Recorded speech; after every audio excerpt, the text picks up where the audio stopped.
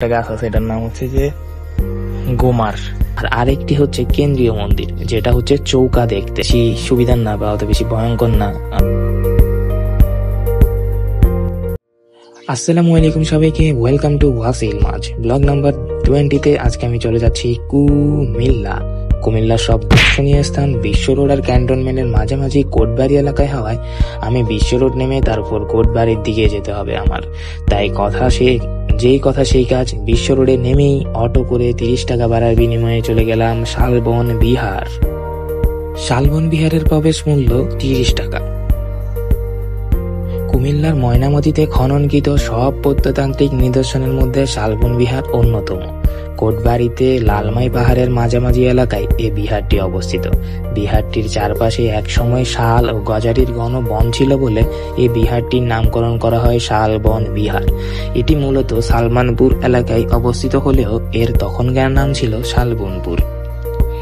ধারণা করা হয় খ্রিস্টীয় 7ম শতাব্দীর শেষ থেকে 8ম শতাব্দীর প্রথম ভাগে দেববংশ চতুর্থ রাজা শ্রী ভবদেব এই বিহারটি নির্মাণ করেন।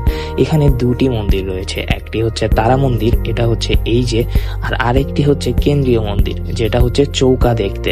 আর এই মন্দিরে প্রবেশ করার জন্য একটি মাত্র পথ ছিল, আর এই মন্দিরের উচ্চতা ছিল 167.7 মিটার দীর্ঘ।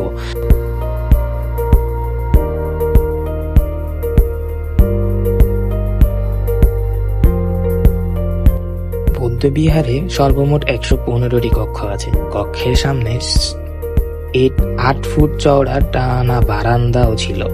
এই কক্ষের দেয়ালে 3টি করে কুলুঙ্গি রয়েছে। কুলুঙ্গিতে দেবদেবীর মূর্তি এবং প্রদীপ রাখা হতো।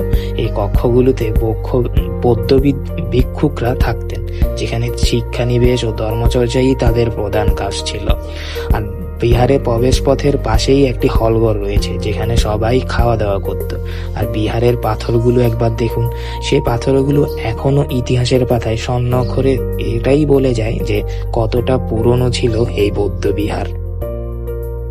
এই বিহারটির ধ্বংসাবশেষ থেকে 8টি তাম্রলিপি, 400টি রৌপ্য ও স্বর্ণ মুদ্রা সহ অসংখ্য টেরাকোটা, সিলমোহর, ব্রোঞ্জ ও মূর্তি পাওয়া গিয়েছিল। এগুলো বাংলাদেশের প্রত্নতাত্ত্বিক ঐতিহ্যের স্বাক্ষর বহন করে।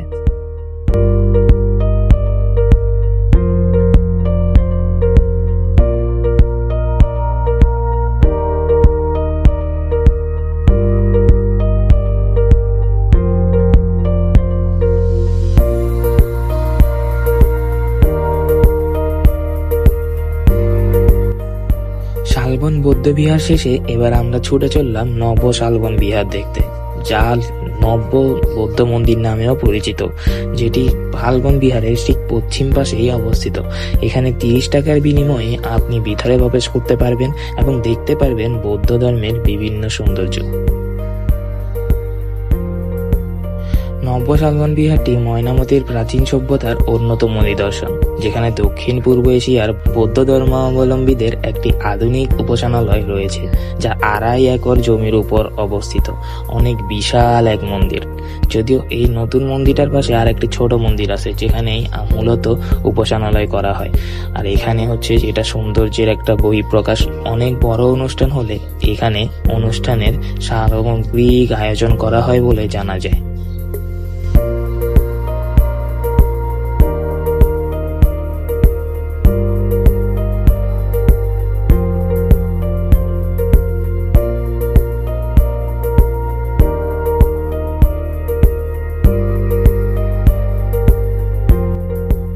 তারপর আমরা গিয়েছিলাম ময়নামতি জাদুঘরে। যদিও এখানে ছবি তোলা নিষেধ, কিন্তু এখানে অনেকগুলো মূর্তি, অনেকগুলো পুরোনো আমলের ব্রোঞ্জ, স্বর্ণ মুদ্রা সহ আরো অনেক কিছু দেখেছিলাম।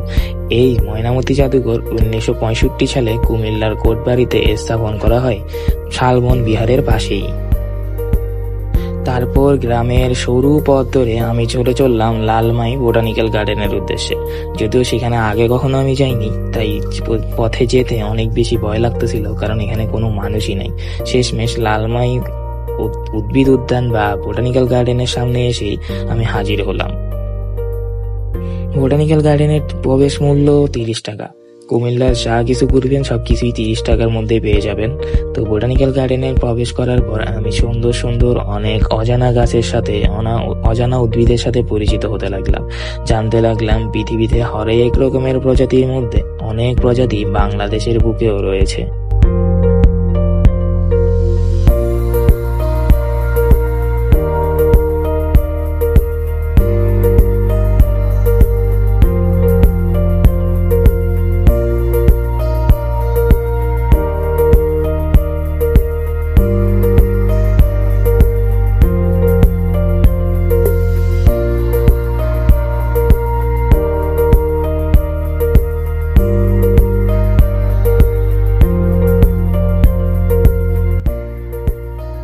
যেখানে অনেকগুলো প্রজাতির গাছ দেখছি, গাছগুলো হচ্ছে যে 16-17 সালে বেশি রোপণ করা হয়েছিল। তো ওখানে অনেক বিভিন্ন ধরনের গাছ পাওয়া গেছিল, যেগুলো হচ্ছে যে আমরা আসলে আমি জানি না। তো আমি ওই নামগুলো দেখতেছিলাম আর হচ্ছে যে গাছগুলো সম্পর্কে বুঝতেছিলাম, যেমন করই গাছ, বেহডা গাছ একটা দেখলাম না, তারপর শালবন তো মোটামুটি জানতাম। আবার এখানে একটা গাছ আছে, এটার নাম হচ্ছে যে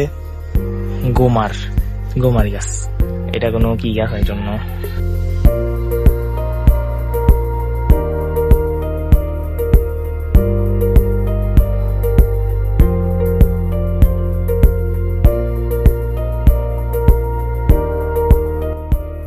ক্যাকটাস ও অর্কিডের জন্য আলাদা করে একটি ঘরের মতো তৈরি করা হয়েছিল। সেই গাছগুলো আমরা দেখলাম। দেখার পর আমরা আস্তে করে বের হয়ে পড়লাম বোটানিক্যাল গার্ডেন থেকে। তারপর চলে গেলাম কোটবাড়ি বিশ্ব রোড। ওখান থেকে আমি চলে গেলাম পাসপোর্ট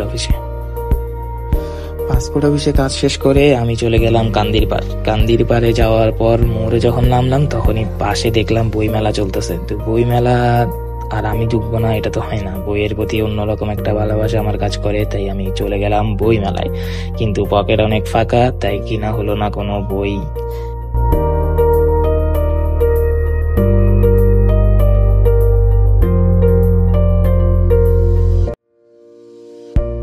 বইমেলা থেকে বের হয়ে আমি একটা রিক্সা নিলাম 20 টাকার বিনিময়ে। চলে যাব বাংলাদেশ বা কুমিল্লা শিশু পার্কে। আমিও শিশু হয়ে গেলাম এখন, বাচ্চা। তারপর রোলার কোস্টারে উঠলাম, কিন্তু কুমিল্লার রোলার কোস্টারটা অত বেশি সুবিধার না বা অত বেশি ভয়ঙ্কর না। আমি অনেক বেশি এনজয় করলাম।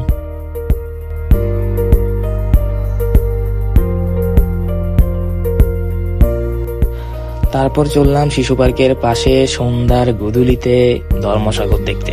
ধর্মসাগরটি অনেক বড় একটা দিঘি, যেটা কুমিল্লার খুবই বিখ্যাত, কান্দির পাড়ের পাশেই অবস্থিত।